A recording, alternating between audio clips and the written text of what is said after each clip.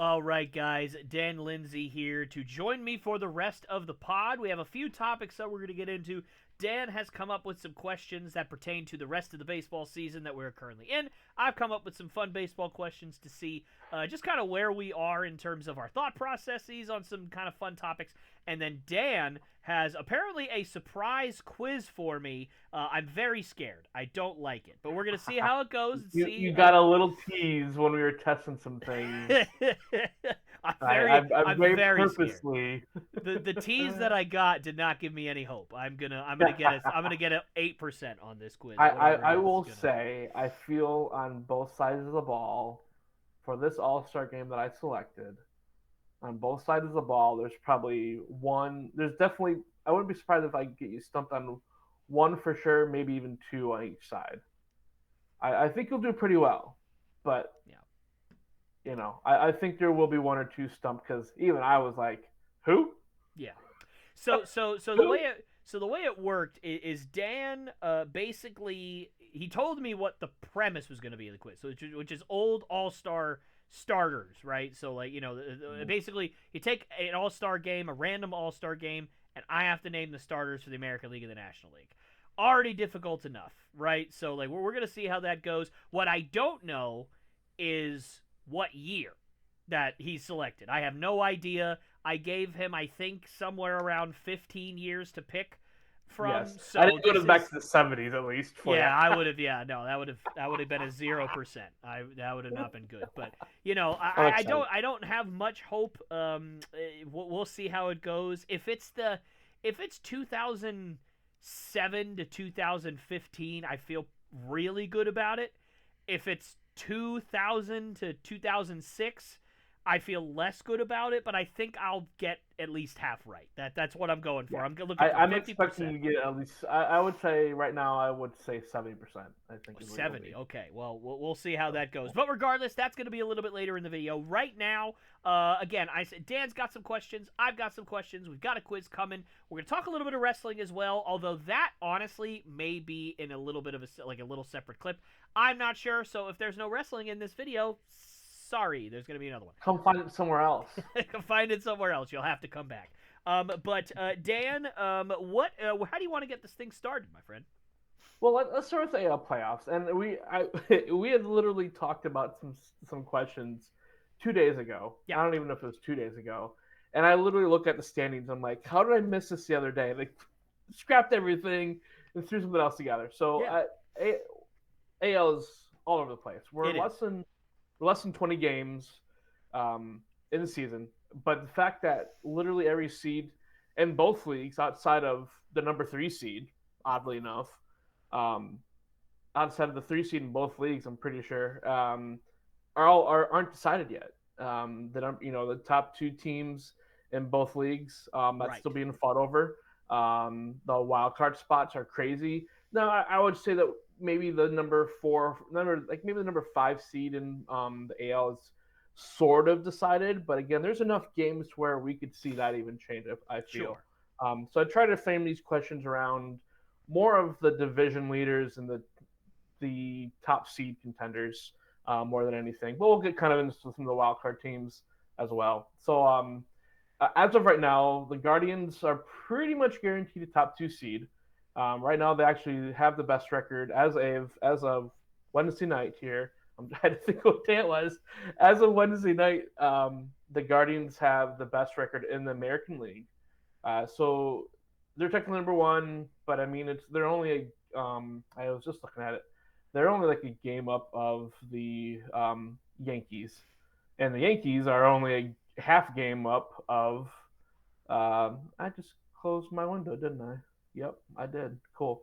Um, I literally had some information up. I'm like, these are my standards. I'll find them here in a minute. I'll come back up here with them. Folks, this is a train wreck already, guys. It's we're off the rails, and I love it. um, yeah, no, it's fine. I got most of my information right here, so we'll be fine. So Guardians are pretty much a top two seed right now. Right. You know, not very many games separate them. The Yankees and the Orioles only a half game behind the Yankees for that division. That division is still up for grabs. FanGraphs says it's like a 66% chance they win the division. I'm just like, it's a half game lead. How do they have that big of a chance? Maybe they have I'm guessing they just have an easier rest of season schedule right now. Number 3 seed is guaranteed to be pretty much the Astros right now. I would say the Royals are pretty much penciled in for the number 5, but I feel like that could get upset. That apple cart even could get upset by the Twins, or maybe even the Red Sox or Tigers or Mariners. We'll get to those teams soon. So my first big question for you, Tyler, here is who does a bye and home field advantage help out more, the Baltimore Orioles or New York Yankees? I think it helps the Yankees more. The Yankees fan base is energized. They have expectations of a World Series this year, as do the Orioles, obviously. But for me, I just got to be honest with you, brother. I have not been high on the Orioles all year long, and nothing that they have done has changed my mind. If you remember, if we rewind right back to the beginning of the season, I don't think I said anything about the Orioles that has not come to pass. I said I thought that they would win somewhere around 88 to 90 games. They are on pace to win around 91, 92. So I wasn't too far off, right? Obviously, a couple games. It just so happens that also the rest of the AL East has been worse than what we thought. I didn't expect the Rays to be nearly this bad. I don't think anybody expected the Blue Jays to be as bad as they were. I don't think they expected them to be great, but I don't think they expected them to be this terrible. The Red Sox overachieved, but they never really were a team that was going to win more than 85 games. So to me, I really thought that the Yankees the Yankees would just run away with this thing, and they have really struggled the second half of the year. So for me, I think it behooves the Yankees more, just because I don't think it's going to matter for the Orioles. I don't think they're going to particularly do all that well, regardless of whether they have home field advantage or not. So if I had to pick between the two, I would say it helps the Yankees a little bit more, especially with that short porch out and right. Hopefully, that'll help somebody like Juan Soto to be just that much little bit better. Right. Give that offense just a little bit more of a chance Yep. In the playoffs. Yeah, I was actually coming up looking at some divisional stats since they're only half game behind. Now that when the postseason expanded, we don't have like that game 163 anymore. It's basically tiebreakers like the NFL has. So like if Baltimore and New York actually ends up tied in the American League, Baltimore actually has the first 2 tiebreakers currently. Baltimore leads the season series 5-3, but they still have 3 more games to play at the very end of the season. I don't know if from the schedule it looked like it was the second to last series of the season. It might be the last series of the season, but it's the last or the second to last for the Orioles and Yankees there. 3 games at the end. If somehow that were to be, actually don't think mathematically. So I mean, whoever wins that series will have that first tiebreaker. If for whatever reason, but I don't think mathematically it's possible as I'm looking at it, they were to be tied. Baltimore actually has a better interdivision record, which I thought actually was fascinating. Baltimore is really beat up on their division. The Yankees have actually is 1 game below 500 for their division record. So I kind of would favor the Yankees too. I mean, I feel like a team like that, could use a little bit of rest, especially just give that offense just a couple extra days off. Get their pitching rotation right where they want it. They can set it up how they want it for the playoffs. And you don't have that extra. It's an extra series. You're having to worry about finagling your pitchers. In a short 3-game series, and then but you have to make that so where it's like, well, if we go right into another 5-game series after that, like how do you want to position that? That just takes that headache away. Sure. I agree. So I'm kind of with you there with Baltimore. Baltimore's there, I think, more just because their offense hasn't been that bad. For the whole season, I don't think their pitching staff is the greatest thing in the world. I think the Yankees definitely have the better one. But yeah, I'm kind of with you there. I feel like the Yankees are definitely better off getting that home field advantage, getting that bye. And again, as I said, they're whoever wins that AL East, they're going to be the number 1, number 2 seed. It's really undecided right now. So I mean, I think Baltimore and New York, and in Cleveland. They're all hoping to get the number 1 seed because it's one extra series that they don't have to worry about facing the Astros just yet. Yeah, You know, exactly. it might be the number 3 seed, but they're probably the scariest team in baseball, Sure. unsurprisingly. You Sure. know, right now, just considering that horrible start, they'd be probably knocking on the door of 100 wins if they wouldn't have had that horrendous start. I agree.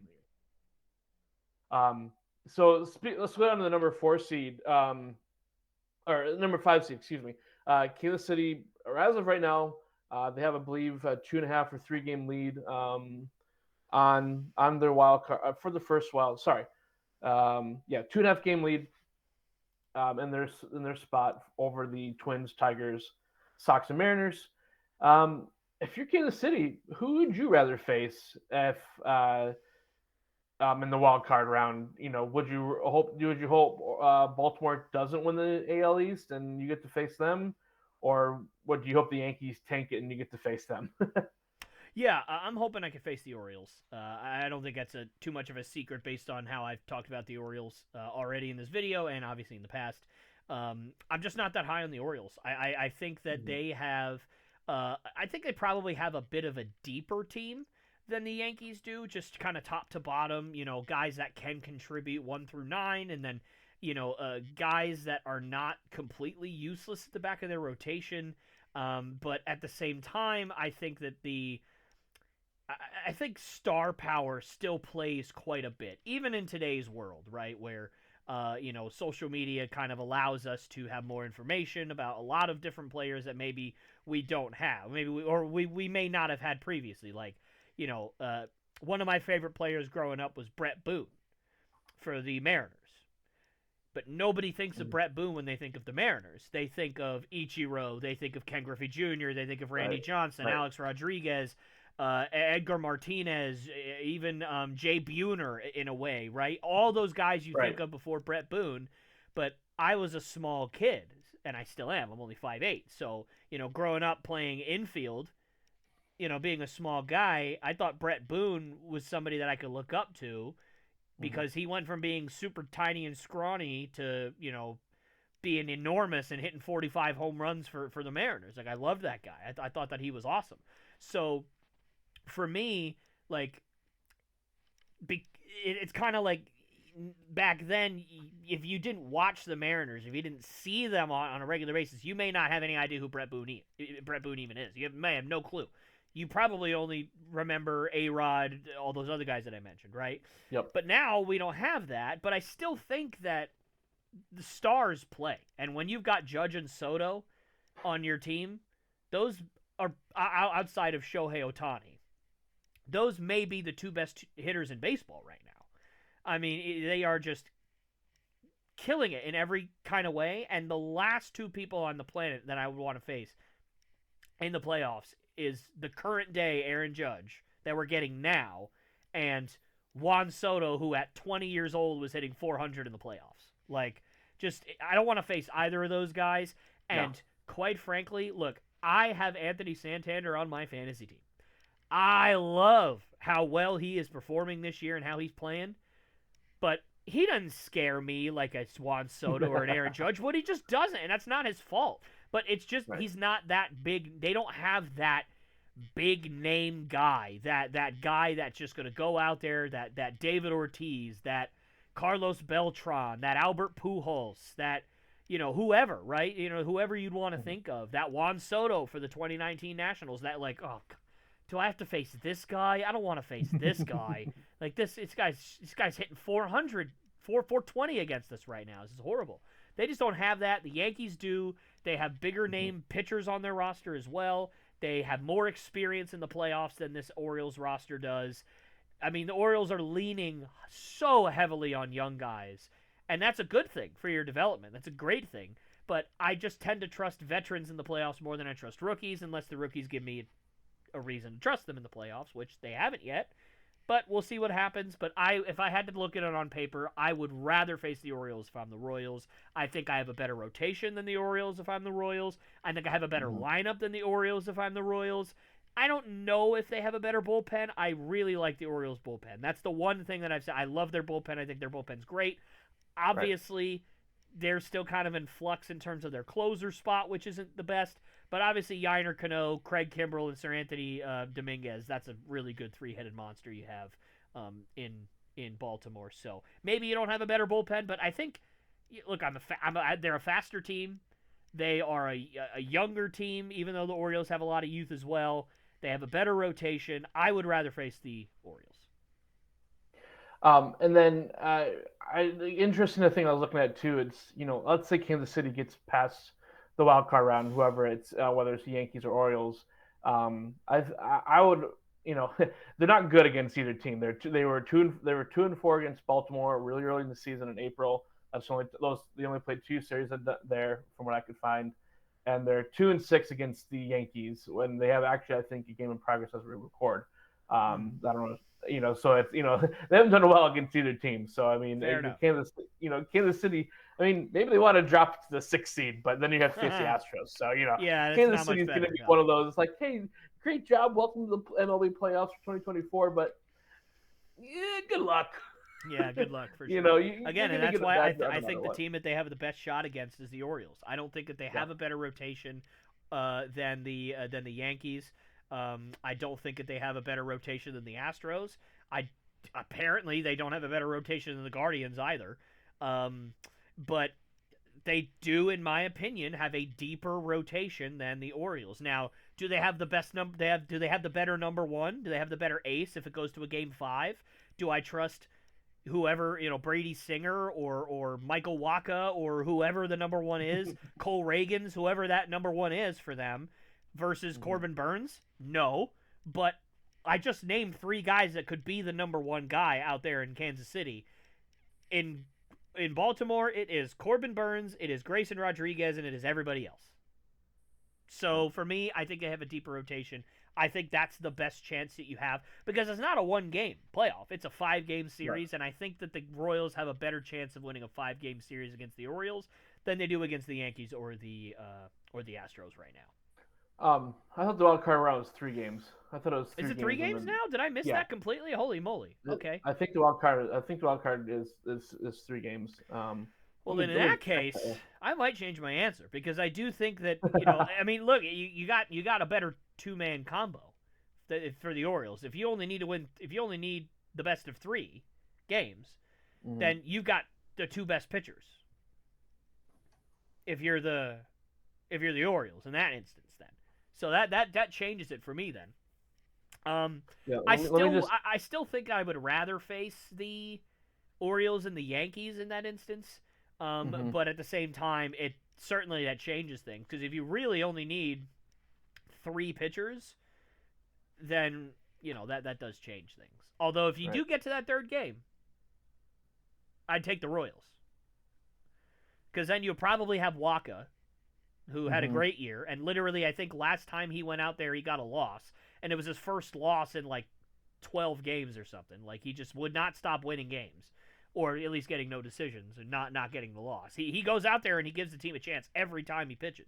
I'd rather have that than, I mean, I don't even know who the number 3 is out in Baltimore right now. I can't, it's not coming to me. But Right. Yeah, and then I think Kansas City, if they could somehow get past, if they do get the Orioles and get past them, I think they got to be rooting for the Guardians to get the number 1 seed because they're 8-5 against the Guardians this year. So if the stars align for them to get to the ALCS, they better hope that, or the division round. Excuse me. If the division round can be the Cleveland number 1 seed, they might be in the driver's seat. Yeah, and that's something I wanted to talk to you about because I saw a highlight package. It was I caught a Red Sox. Who were they playing? I can't even remember. I think it was maybe the Cardinals a week ago or something, earlier last week, whatever it was. I forget who the Red Sox were playing. Maybe the Twins. I don't know. But they were playing somebody that I just wanted to catch it. It was on HBO Max. I just happened to see it, and I was like, yeah, I'll watch. So I put it on. And right before the game started, they were doing like the MLB countdown, and they were talking about the Guardians. And they were saying, Pedro Martinez was saying that the Guardians have the best pitching staff in the American League going into the playoffs. And as they do, they give like these little highlight packages of like, a couple of guys striking guys out or whatever. One of the main guys that was highlighted in this package was Logan Allen. Am I out of my mind? Or has Logan Allen been really bad this year? Like, am I losing it? I could have swore that Logan Allen was super bad for them this year. Like, didn't even make the roster until a little bit ago. Got set down. Like, am I tripping hard? Or let's look up his stats right now. Here, because I saw that and I was like, you're telling me that the guy that you featured has not even been on the roster for a lot of the year and has not performed when he has been on the roster, and yet you're saying, oh, these guys are so good. Like, I don't understand that. Like, obviously, Tanner Beebe speaks for itself. Like, he's been great. Yeah, but, no, here's Logan Allen's stats. He's got a 5.73 ERA. That's terrible. And it only has 79 strikeouts. That's so bad. There's probably relief pitchers that have more strikeouts than he does this year. That's what I'm saying. Okay, so I'm not out of my mind. I'm glad we cleared that. I was sitting there like, I swear he's been horrible. Pedro is so well regarded. Like, well, he didn't talk about Logan Allen specifically. He didn't mention it by name. But in the highlight package, they put Logan Allen in there, and I'm like, he's terrible. Like, what are we doing, guys? Unless he maybe that day he had the previous day or something, he had an amazing game or something. He could have, yeah. I don't know, but yeah, I just was so confused. Maybe he was playing the White Sox.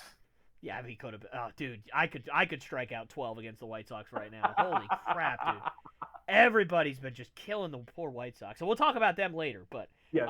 Right now, yeah. Again, I was curious about that, but that makes sense. Yeah, certainly. No. Again, if I'm the Royals, I understand that apparently people think the Guardians have the best, and by the numbers they might. I just don't understand how that's happening on paper. To me, I just don't. But regardless, I like the Royals' chances against the Guardians for sure. I think that especially with their regular season success now, will it translate to the playoffs? It doesn't always, but sometimes it does, right? I mean, we saw what happened last year. The Phillies performed very well against the Braves in the regular season, even when they were performing poorly. And then they faced the Braves in the series, and the Braves just got run over. I mean, they had no chance. They couldn't do anything. So who knows? We'll see what happens. But yeah, I like the Royals against the Orioles in that first round. I'm not sure I like them against anybody else. Yeah, and we talked. And keeping in mind with the Guardians here, how bad does that number one seed matter to them? Maybe oh man, the number one seed obviously keeps them away from Houston for an extra. That makes a potential date with Houston in the ALCS, so that gives more opportunities for Houston to be beat by someone else, which is probably unlikely. But I mean, do you think that number one seed is more important to the Guardians than maybe anybody else right now? Oh, absolutely. I think that with the Guardians, if they get that one seed, then first of all you get a bye, so that is huge for a team that relies so heavily on pitching to kind of get where they need to go. With offensive-minded teams, you kind of saw it with the Braves last year. If you have days off, it can screw everything up for you. Yeah. But the Guardians don't rely heavily on run production. They rely heavily on run prevention, especially their bullpen. Their bullpen has been heavily taxed this year, and honestly, there's not a ton of depth that makes me feel consistently good about in the playoffs if you are the Guardians. So it's going to be huge for that team. And then if something were to happen where the Twins or whomever is the 6th seed ends up upsetting whomever they end up playing, and you are the team that gets gifted that team, you could genuinely avoid everybody that's any good in the playoffs until you get to the ALCS. You could avoid all of it. Like, there's you won't have to play the Orioles. You may not have to play the Yankees. You may not have to play the Astros. You may not have to play any of those teams until the ALCS, which is huge for the Guardians, because I can promise you, if they face any of those three teams, they're getting murdered. That's just, they are. They're not as good of a team. They're just not. Yeah. So for me, they've been great in the regular season, and they should go for that number one seed. It was kind of like, for me, the Thunder last year in the NBA playoffs. The Thunder really needed that one seed, because in theory, they could have avoided the Nuggets until the Western Conference Finals, which is exactly what they needed. But unfortunately, they ended up getting killed by the Mavericks, so it didn't matter. But regardless, for the Nuggets, to me it wouldn't have mattered as much. Although both of them ended up losing in the same round, so it didn't end up mattering. But on paper, we were like, yeah, if the Nuggets win the 1 seed, it's over, folks. Like they're running through this thing. They got home court advantage. It's hard to play in Denver as is, just with the elevation and all that stuff. So, obviously not for the same reasons as Denver, but I kind of liken it to that for the Guardians. They need that 1 seed in order to survive this playoff. If they don't get it and they have to face, Houston in the first round or whomever, they're going to be in trouble. Yeah, because I mean, if they, if the Guardians is the number 2 seed, they end up playing the winner of the 3-6 series. So they could potentially play Houston in that. Okay, so they get the 5 seed then if they were the 1 seed then, not the 6. Okay, I'm still learning the new. Because they don't reseed like they do in the NFL. So 3-6 winner plays number 2, 4-5 winner plays number 1. Okay, so they could still end up having to face the Yankees in the ALDS if. Yeah, so I mean, if or the Orioles or whomever. Yeah. Okay. Yeah, if they get the number 1 seed, they're gonna likely face the Yankees or Orioles unless the Royals fall off. Well then, But again, like you're saying, like if the Orioles were to pull it off or the Royals were to pull off an upset, it's like, you get the Royals in that first round, and if somehow, Astros get knocked off in their first matchup, ALCS is, basically any of the wild card teams that are flooded. Yeah, I mean, you would certainly take that. If I'm the Guardians and you were told, hey, you have to face the Royals in the ALDS and the Orioles in the ALCS, and you don't have to play the Yankees or the Astros, that would be absolute perfection. At very least getting there. But obviously that is speculatory. We'll see what happens. But certainly it is much more important, in my opinion, for the Guardians to get that 1 seed than it would be for the Yankees, the Orioles, or the Astros, or whomever. Gotcha. All right, well, let's move on to the Astros actually here. And I was going to try to look up some records for like the Guardians, how they've done against teams. I didn't quite get that done. So if someone else wants to do that, that'd be awesome. I do want to look that up though. Let's move on to the Astros again. Probably the only seed that's really secured right now. I mean, again, they're only 6 games behind that 2nd seed. So I mean, the way they're playing, maybe they get up there in the top 2 seed. Who knows? But as of right now, if the Astros are number 3 seed, they're playing the final wild card spot. Whoever gets that final wild card spot. A final wild card spot right now is like 4-5 game separation between 4 teams: the Twins, the Red Sox, the Tigers, and the Mariners. Who's the team that has the best chance of knocking out the Astros of those 4 teams? Yeah, that's a really hard question because, quite frankly, the answer is none. I don't think any of those teams are probably going to knock them off. My question to you is, if you can clarify for me, if the Astros, if it stays the same, is that series also going to be best of 3 games? Yes. Or is that going to be okay? So then, so if that is the 3-6 game and the 4-5 game, those are both best of 3. Those are both best of 3. Okay. Yep. So then, in that case, I would say the Minnesota Twins, because you got Pablo Lopez, you got a guy that can go out there and pitch with the best of the best, and on any given night. And if you can take that game, then you just have to find a way to beat the Astros 1 out of the next 2 games, which is not a guarantee, but you can do it. Like that's certainly a possibility. So I can see the Twins going out there and doing it. I can also see the Red Sox going out there and doing it just because of straight up guts and clutch. Honestly, they have been a team that just no matter what happens, they can make a comeback late in games. They have pulled out a ton of close games this year. So certainly I could see them just, being terrible all game and then Cedeno and Rafaela hitting a 2-run home run to tie the game in the 8th inning. Like, that just seems to happen like every other night, it feels. So it's one of those things where, I could see certain teams, I could see a way that they can do it. The most likely for me, given the 3-game series, is probably the Twins just because of Pablo Lopez and his ability to go out there and be a Cy Young candidate. If not a Cy Young winner this year. He might win that sucker. I don't know. It's possible. But we'll see. So I'm going to go with the Twins.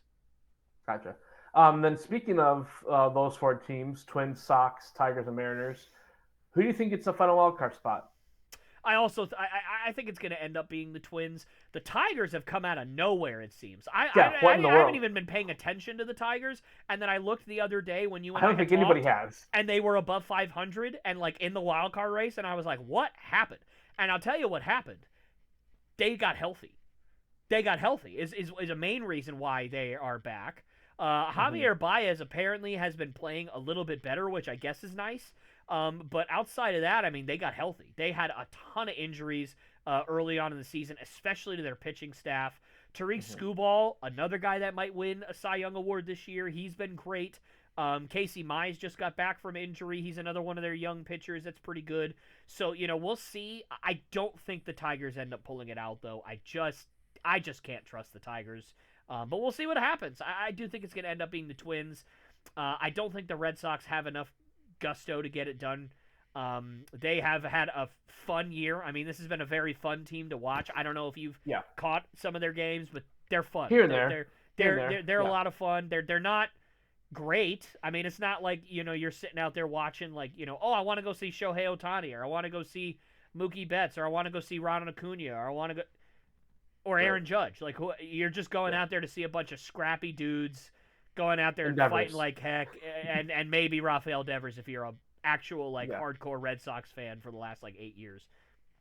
Yeah. Right. So. I mean, he is their centerpiece there right now, and I mean, but he's not playing like it. But I mean, he's been a little more inconsistent, I think, than they'd love to have. Well, he's had a down year, and I think a lot of it has to do with he doesn't have a ton of help in that lineup, right? Or at least not. He has had some help, but he doesn't have a ton of name factor fear. One of the reasons, and listen, I don't remember who said it the other day, and I wouldn't go as far as to say that the main reason why Judge is doing so well is because Juan Soto hits behind him.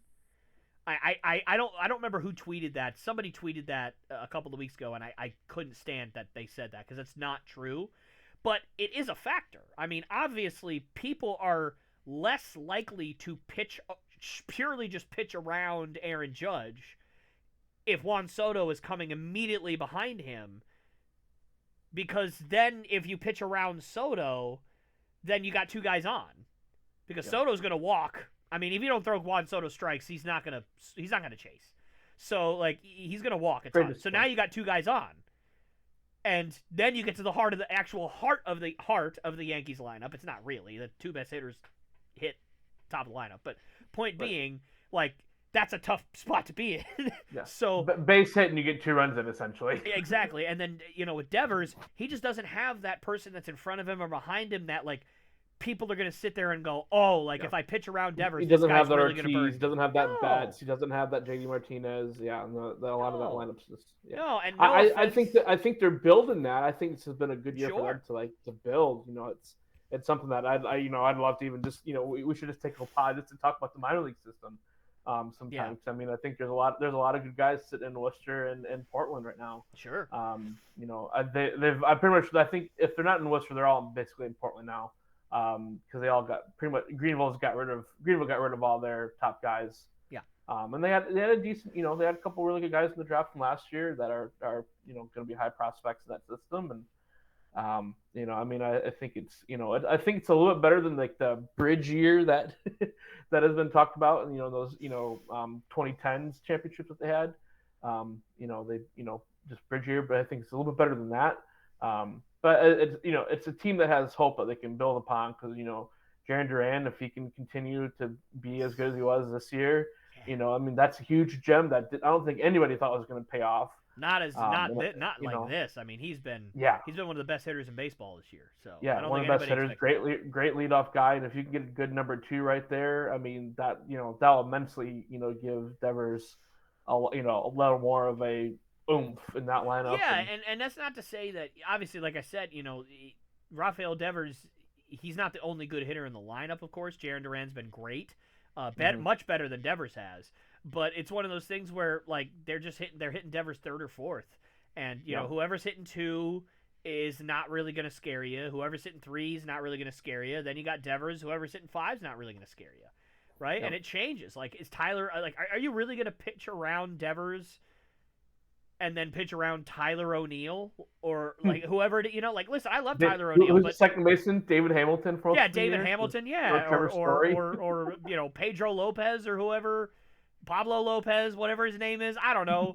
Like whatever, like it's just they're not going to scare you like that. It's just not. No. Masataka Yoshida has not been great. Like Right. it He was just supposed to be, I think, that guy in that lineup to pair with sure. Devers to scare you, but yeah, he hasn't been quite that just yet. Yeah, so I don't think they have the amount of gusto. Obviously, I already talked about the Tigers. And what was the last team? The Mariners, I believe. The Mariners.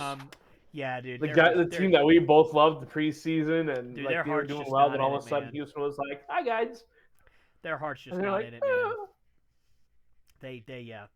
Their heart's not in it. And if they made the postseason, they could make a run, dude. Like especially like if they get that wild card. Like, would you want to face in a 3-game series Luis Castillo, George Kirby, Logan Gilbert in that order?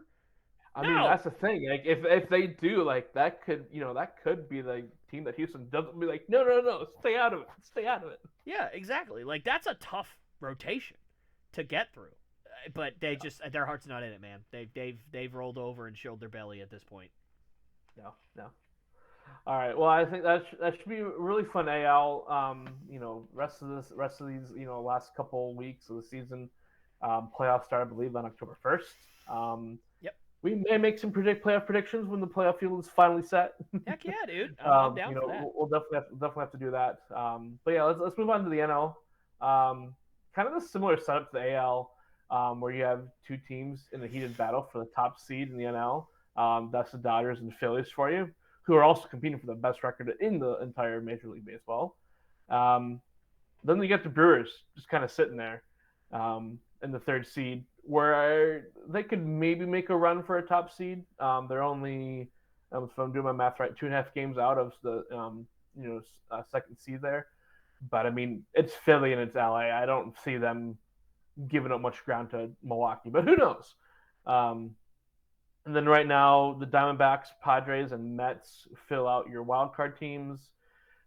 And I did just say the Mets. I think they're the Tigers and the NL. It's like, where the heck did they come from? Yeah. Partially because the Braves have just been since the All-Star break. I mean, they've just been ravaged with injuries, and I think I feel like they try to create from the roster from 2021, and just didn't quite have that magic. They're only half game outside of the Mets, but I mean the Mets are 8-2 in their last 10 games. I think they are, they're doing well. They're just doing very well right now. At home, on the road, doesn't matter. They're doing well. 40 wins at home, 40 wins on the road. Yep. So let's start with the wild card spots. Actually, do you think the Mets hang on there? Or do you think the Braves sneak back in? Less than 20 games left, I believe, and it's only half game separating the two right now. Well, Dan, I'm gonna give a spoiler here, or not a spoiler necessarily, but just kind of an insider thing. So a couple of weeks ago, when I first moved here, Dan and I actually recorded a 2-hour plus long thing about kind of similar stuff to what we're talking about, obviously earlier on. And unfortunately, that audio was just you couldn't hear Dan at all. It was just me talking to an empty void, essentially, unfortunately. And one of the things that I said that I was really looking forward to hearing from the people that are going to watch this video is I called 3 weeks ago, 4 weeks ago, whatever it was, that the Atlanta Braves would not make the postseason. And I have seen nothing to change my mind. I think the Braves are going to miss the postseason entirely, which is bananas to say. I almost don't even believe it myself, because how can you have one of the biggest renaissances of the last decade of someone's career as, on paper, going into the season, your third or fourth best starter, who is now, if you fast forward, probably going to win the Cy Young in the National League, and yet somehow you're not even going to make the playoffs? How badly did you screw up the rest of your team? Yep. Or how many guys blew out their injury ACL? bug. Yeah, and it's just been the injury bug, inconsistency. Like, guys can't get going because they're on and off the injured list. Guys are coming up and down from the minors, going like just it's tough to put a consistent team together when you have all of those injuries, and then you keep in mind like some of these guys were bound for regression. I mean, literally everybody for the Braves last year had career years almost. Yeah. It was bound to have some regression. Albies, slight regression. Riley, slight regression. Olsen, Matt Olson especially, because Matt Olson, big regression. Year. Yeah, big regression. So it's just, the only one that hasn't is Ozuna. Yeah, Ozuna's the only one that's actually been just about the same, if not a little bit better, actually, than he was last year. So good for him, I guess. But regardless, it's just been a tough year for them. And I just it hurts me. It hurts me so. But I don't think they have enough to make the playoffs because, again, Chris Sale, what he's done speaks for itself. I venture to say every game he pitches for the rest of the year, they're probably going to win just because I know how big of a competitor that guy is, and he wants to make the postseason. He's like, give me the freaking ball. I want to be in the playoffs. I want to pitch, and I want to dominate. Like, I would too if I was him, given his circumstances. But after that, it has been a disaster for the Braves, pitching-wise. It just has. Max Fried has been hurt, has been inconsistent. Sometimes he's been dominant. Sometimes he's been awful. He hasn't been. You don't know what Max Fried you're going to get when you watch a Braves game. You could get a Max Fried that goes 8 innings, 12 Ks on 92 pitches, and you're like, dude, this guy's awesome. And then you could get Max Fried that gives up 8 runs in 3 innings with 1 K and 5 walks, and you're like, dude, what happened? Like you never know what Max Fried you're going to get. It's like rolling dice. Even you're going to have a great day. Odd, you're going to have a tough time. And then beyond that, obviously we know what happened to Spencer Strider at the beginning of the year. That really, really stinks. And then beyond that, you got a bunch of young guys that are trying to fill in. You just lost Ronaldo Lopez. He was the only other guy that was reasonably consistent for you in that rotation. You just lost him maybe for the year. Like, I don't see how the Braves make it without a crazy run where all their young guys step up, their offense kind of gets it together a little bit. And by the way, I'm going to say this right now. I think we all know who won the William Contreras trade, by the way. It wasn't the Braves. And I said that at the beginning. I literally said the Brewers will be the ones who win this trade in 5 years. And William Contreras is a stud, and he's got way better at framing. He's a much better catcher than he was. And I almost said Sean Murphy Bunting. That is the defensive back for the Tampa Bay Bucks.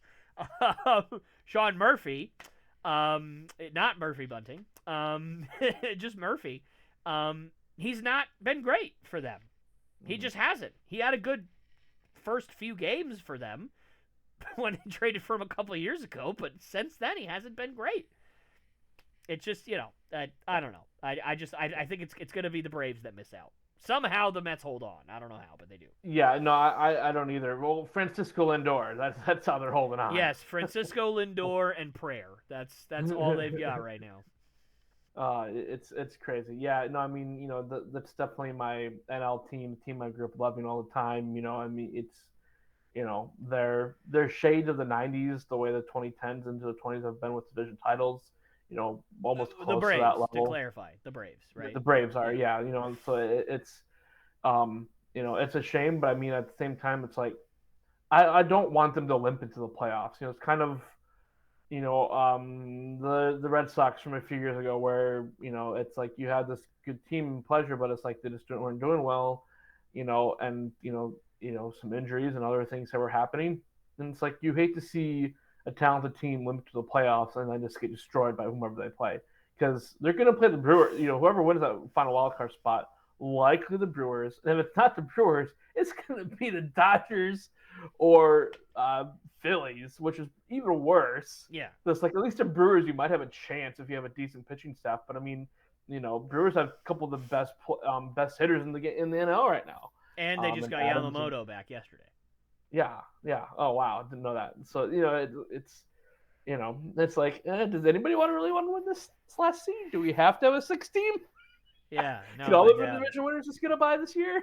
Yeah, exactly. It's exactly. Like, oh man. Yeah, no, it's fine. And speaking of the Brewers, I mean, I'm assuming. I mean, I guess you'd rather see the Braves win that final wild card spot if you're Oh the Brewers. yeah. Oh, 100%. Well, here's the thing though. You do still have to face the Cy Young, the guy who's going to probably win Cy Young first game in a 3-game series, which means, just like I said with the Twins earlier, that means the Braves have a fighting chance. You know, if they get Max Fried, like the good Max Fried, for that number 2 game, yeah, they're gonna make some noise. But at the same time, the Braves, if they do limp in, it's gonna be tough. But I still think, even given all that, I actually would rather face the Mets. If I was the Brewers, I think it's a better matchup for you. Honestly, for the Mets, I don't really know much about their roster. I didn't pay attention to their roster this year because I didn't think I really had to.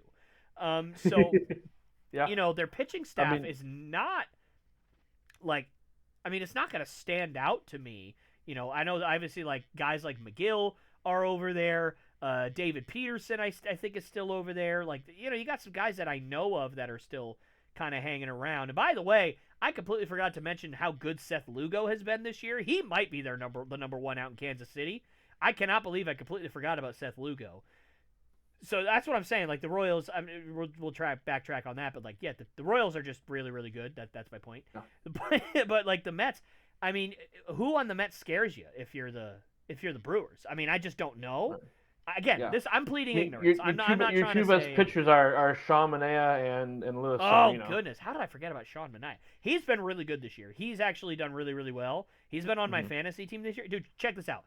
So I traded, right? So here's what I trade. Here was the trade that I got. So I traded away Lance Lynn, and I got Sean Manaea and Kenta Maeda. Now listen, Kenta Maeda is awful. Let's just call a spade a spade. He's horrible.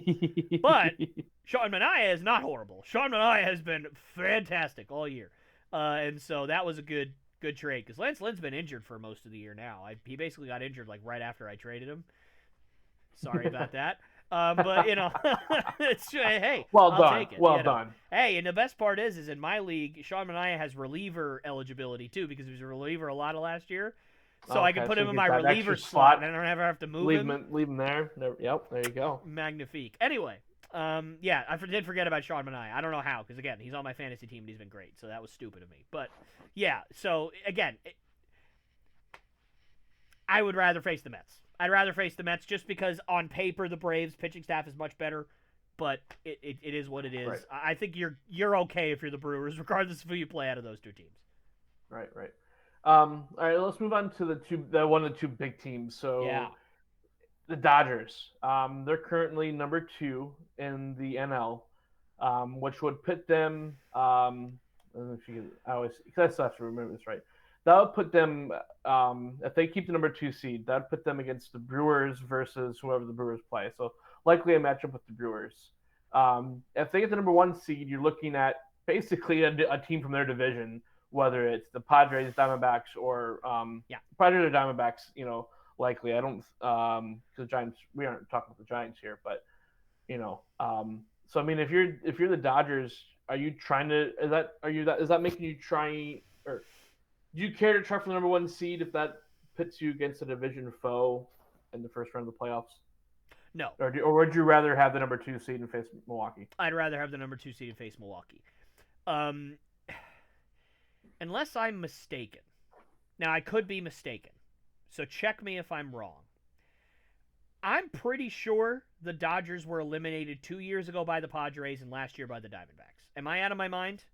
I'm pretty sure. Last year definitely was the Diamondbacks. 2 years ago, I'd have to check on that. I think it was the Padres. Now, that might have been 3 years ago that was the Padres. But I know the Padres have eliminated the Dodgers in very recent playoff history. So it may not have been 2 years ago, but it was very recent that the Padres beat the Dodgers in the first round of the playoffs. I know that for a fact. So if last year was the Diamondbacks, then that means in recent memory you have lost to both of those teams in the playoffs. No, San Diego was 2 years ago. Yep. Was 2 years ago. Okay, perfect. So in the last 2 years, you've been eliminated by both those teams. Why would you want to face them again? Like, guess maybe revenge, right? To the revenge series, sure. But I'm not afraid of the Brewers if I'm the Dodgers. Right. I'm just not. Like, listen, I've got a better team than you. We have better pitchers than you. Beat us. Find a way to beat us. And if the Brewers do beat you, tip your cap. But let's be real. I don't think very many of us expected the Brewers to be this good. And the reason why none of us expected the Brewers to be this good is because on paper, they weren't very good. So to me, they got rid of everybody. So to me, I'm looking at it going, dude, we have better players than them. Eventually, something's going to have to give. Eventually, some of these players that haven't been that are all having career years are going to start to slump, and that could be in the postseason. So you never know. So I'd rather face the Brewers personally, and just because I think the Diamondbacks are a better team than the Brewers, and I think the Padres are a better team than the Brewers. So just even they're all within of record. Their records are all almost identical. Well, that and also you gotta. I mean, I know that the division kind of skew is not as big as it used to be because the schedule's more spread out now. You're not playing the Yankees. The Red Sox aren't playing the Yankees 17 times in a season. You're not doing that, right? You're only playing them 10 times now or whatever it is. So it's a little easier, but you still have to factor in the Giants were really, really good until like a week and a half ago when they started slumping. Yep. So the Giants were in this race. The Padres and the Diamondbacks are going to get the number 1 and 2 wild card spots. They're just gonna. And then the Dodgers. Like, that's your division. And then the poor Rockies just down there dying. But but that's your division. So even if you play those teams a couple more times, you got a worse schedule than what do the Brewers have to play? The Cubs, the Pirates, and the Reds? Oh, please. Oh, you poor thing. That's a gift. Oh, I get to play the Pirates 12 times? Thanks for an automatic 10-2. I appreciate it. It's, although granted the Pirates are better this year than they have been, so I guess I can't talk too much. They do have Jared Jones and Paul Skeens. They're both studs. But regardless, my point is that, they have a better division. So if you put the Diamondbacks or the Padres in the Brewers division and you put the Brewers in the AL West, the Brewers are winning 78 games and the Diamondbacks are winning 97. So it's, that's just the way it's going to go. Regardless, yeah. So I'd rather face Milwaukee, but what do you think? That's a tough one for me because I feel like I always hate the Dodgers because it's like, you won your division, you won 110 games, won 102 games, you won 100 games, et cetera, et cetera. You just don't perform in the playoffs. But I didn't realize that the last 2 years have been divisional foes. So I guess I would rather have hedge my bets like, I'll compete and Shohei will be fine and keep him healthy, keep him fine. But it's funny. I'm looking at the last 10 for each of these two teams. Phillies are just killing it still. They're 8-2 in their last 10. Dodgers are 5-5. So and I don't know though. It's like I'm not sure who the better offensive team is between Brewers, Diamondbacks, and Padres. I'm worried about my pitching staff. I'm worried about my pitching staff. So I'm it's all three of those teams have have decent bats throughout their lineup. It's if they could somehow face, if they could get the number 1 seed and face the Padres, I think that's maybe like the next best outcome. As I feel there's not as many threatening bats in that lineup, but there's still good bats in that lineup too. Yeah. So it's kind of like pick your poison. But I think I'd rather have Milwaukee. And then you hope that then you just take a chance against Philly. Yeah, I mean that's really all you can do against Philly is just kind of hope for the Father, Son, Holy Ghost, and hope for the best. That's basically all you can do, and hope that Ranger Suarez has a bad day. But Ranger Suarez's bad days in postseasons don't really come very often. And again, in a 3-game series, Zach Wheeler, Aaron Nola, Ranger Suarez, 1, 2, 3. Nah, I'm good, thanks. That's gonna be tough for anybody to face. So. Yeah. I'm guessing Philly, you're kind of the same thing. Like, are you as worried for the Phillies if they have to face the Diamondbacks or Padres? I am not as worried as I would be for the Dodgers, just because the Dodgers, they just struggle so mightily in the postseason that anytime I have to face a division rival that wants to kick the crap out of me, like the Padres. excuse me, or the Diamondbacks. That scares me. Obviously, the Diamondbacks eliminated the Phillies last year, but at least they went down, like, honorably. Like, it took them to 7 games. Yeah. So it's not like it was, they went out there and, like, they folded over and lost in 5 games or lost in a sweep or something. But, oh, the Diamondbacks are so good, help me. Like, no, they went out honorably. They just had a better day in Game 7. That's just how it went, right? So I wouldn't be scared of the Diamondbacks if I'm the Phillies. I definitely wouldn't be scared of the Padres if I'm the Phillies. I think they're clearly the better team against the Padres. I don't think they'd have much problem with the Padres. I don't think they'll have much problem with the Brewers either. I think the only of those 3 teams that they will have trouble with is the Diamondbacks because they're not as good of a matchup. The Phillies bats have a tendency to get cold in bunches.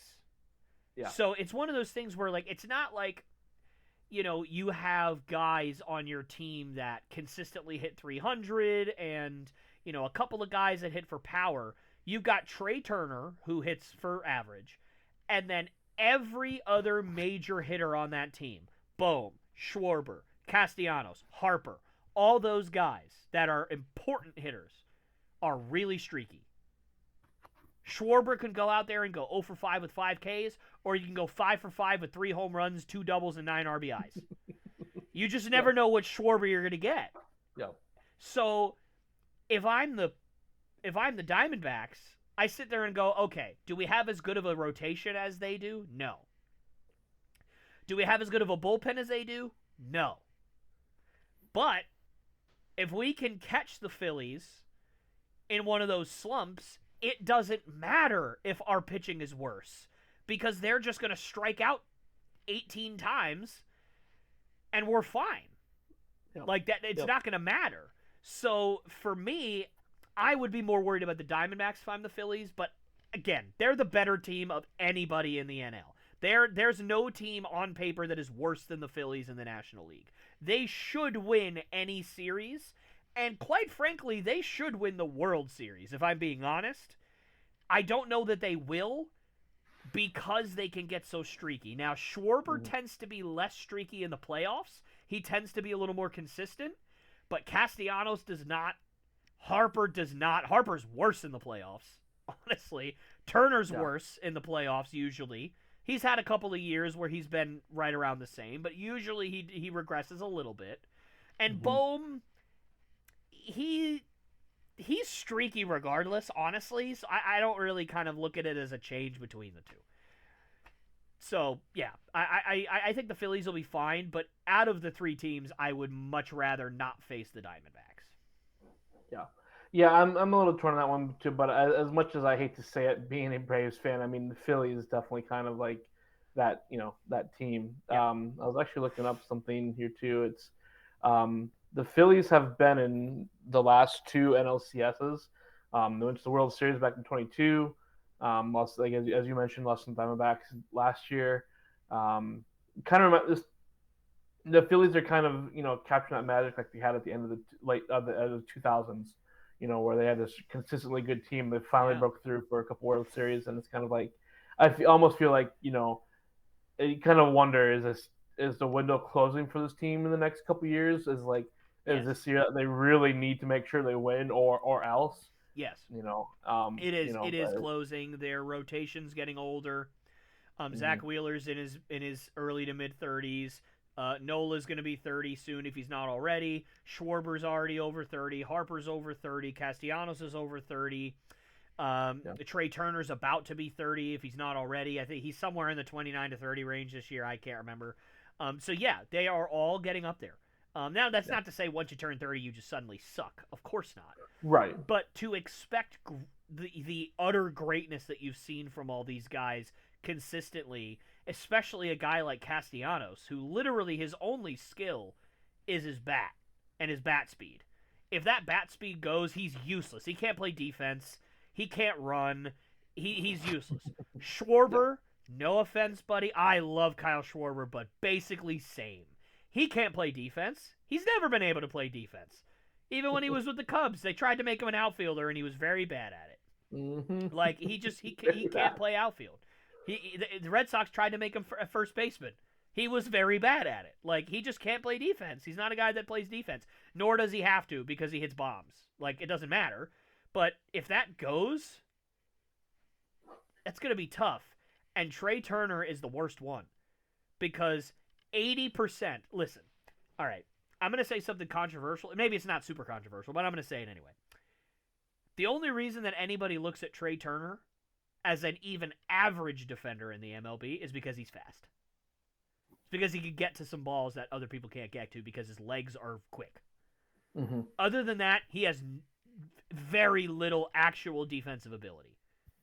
Anymore. He was decent with the Nationals, but anymore, he's not very good. I understand that may not be something that people like to hear that are Phillies fans, but he's not. If that athleticism starts to go, if you're Trey Turner, you're going to see a tailspin.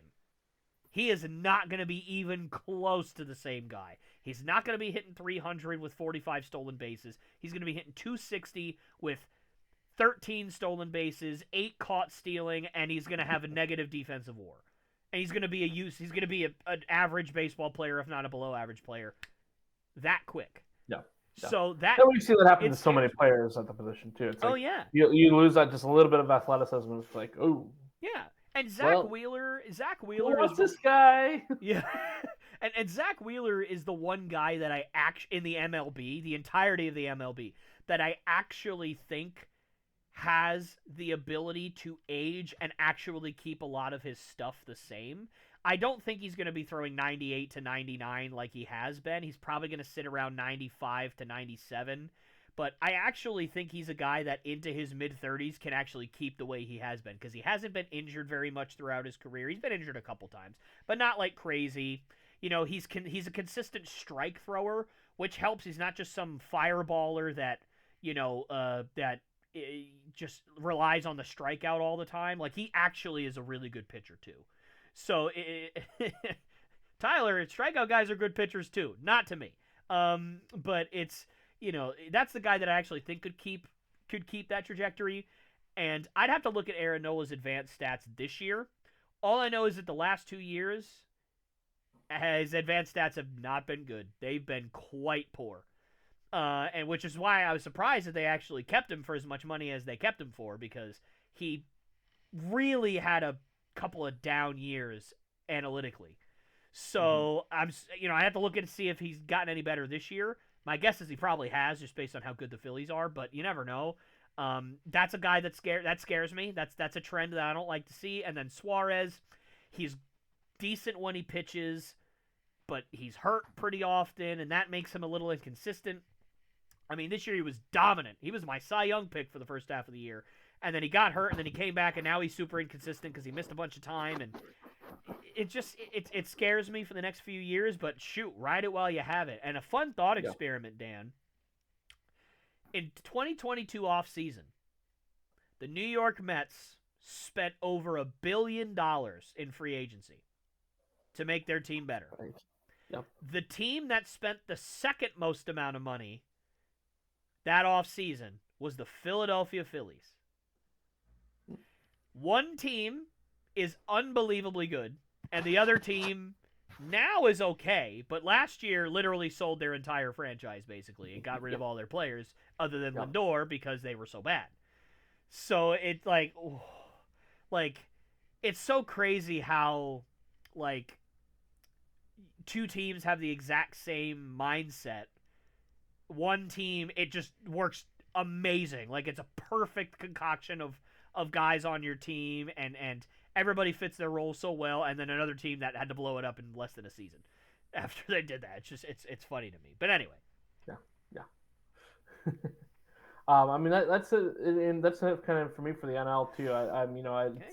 I'd be shocked if it came down to something different than the Phillies and Dodgers and the NLCS. But I mean, crazier things have happened. It's baseball. You just never know. Obviously, we saw that last year with Texas and Arizona.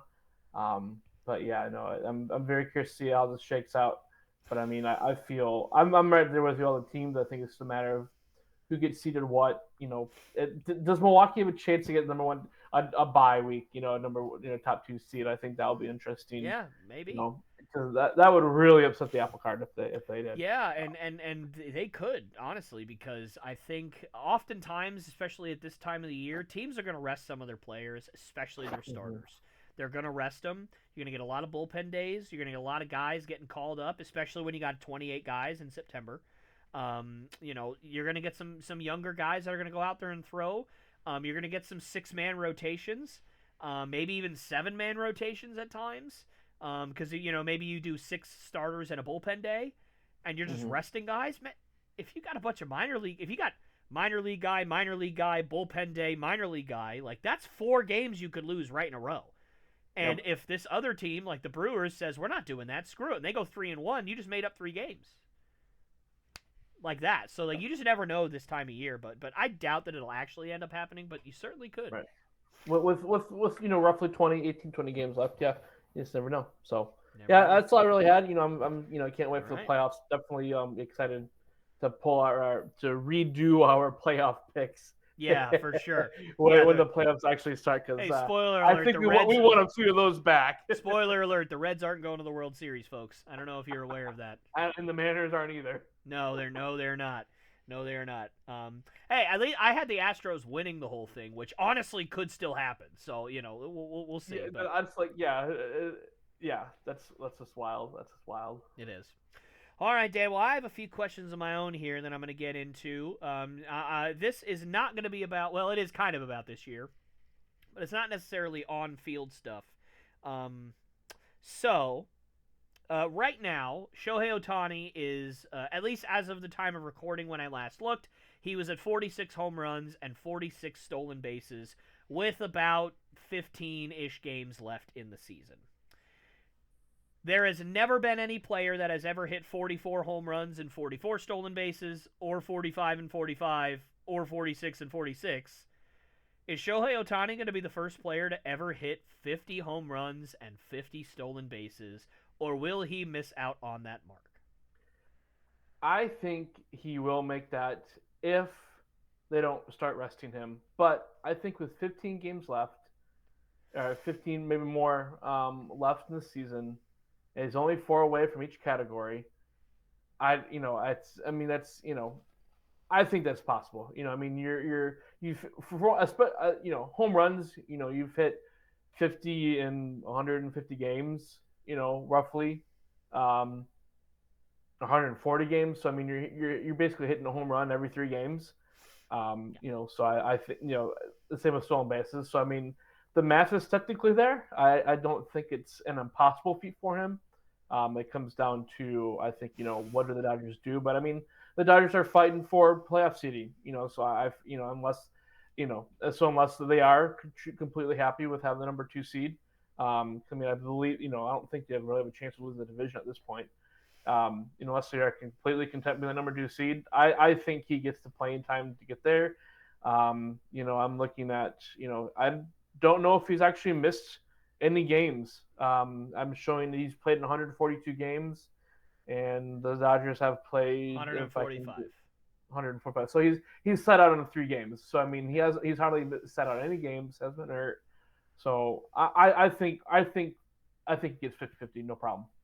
Yeah, I agree. Also, I did just look. Apparently, he did get a stolen base since I last looked. So he's now at 46 home runs, 47 stolen bases. So I do want to get that exactly right so that no one yells at me. But I think so too. Again, I could 100% agree with what you're saying, man. If they rest him, which I could certainly see, honestly, I could see that at a certain point, then he may not get the record. But at the same time, it's a lot of publicity if he does get that record. So I think you might, if there's 7 games left in the season and he's at 48 and 49, like 48 home runs, 49 stolen bases, and they go, yep, we're going to rest Shohei for the rest of the year, there might be some boycotts. There might be legit, some very angry people. Which would be worse, sitting Judge so he couldn't break his own home run record from 2 years ago, or sitting Shohei before he could get him? Oh, sitting Shohei. It's not even. Well, because think about it. Think about what you just said. Sitting Judge to break his own record? He already has the record. Yeah. I guess, technically Shohei Ohtani does have the record for the only guy to hit this many home runs and this many stolen bases. Sure. but nobody's ever done 50-50. Not a single person. So like that's a huge milestone, and you can sit there and by the way, Shohei Ohtani's getting paid $2 million to do what he's doing right now. Let's not forget that the Dodgers, like, backtracked all of his money to go until after he retires. So let's just not forget that they're Probably paying after he him dies at this rate. no money to do what he's doing right now by comparison. So yeah, just it's wild. But regardless, yeah, no, that would be significantly worse. But I think he gets it. He's facing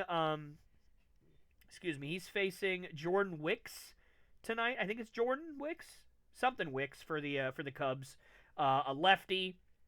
And in his career against him, Shohei Ohtani has gone 2 for 3 against Wicks in his career. So not exactly a lot of a big sample size, but he is one of only 3 Dodgers in the lineup that has actually gotten a hit off of Wicks in their career. Interesting. So that's interesting. But anyway, yeah, no, I think he gets it. So we'll see what happens, but I think he certainly gets it as well. All right, moving on. This is also going to be a Shohei Ohtani question here. I have not looked at the odds in quite a while for MVP and for Cy Young and for whatever. It's been at least several weeks, and just being completely upfront and honest with you, Dan, I don't remember who the front runner in the National League for MVP was.